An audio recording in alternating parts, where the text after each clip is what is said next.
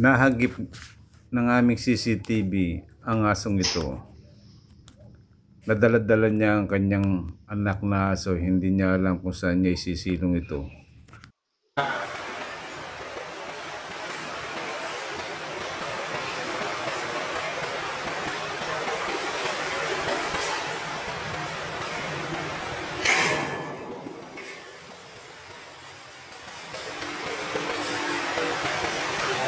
Kaya magagawa dyan sa baha.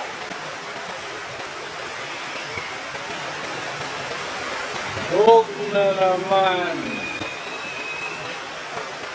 Taon-taon na lang. Putangin ang flood control na yan.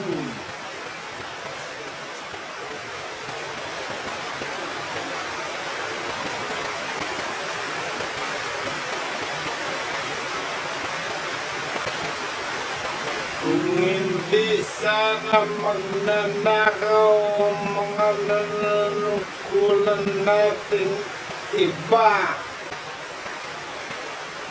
sa ating bayan.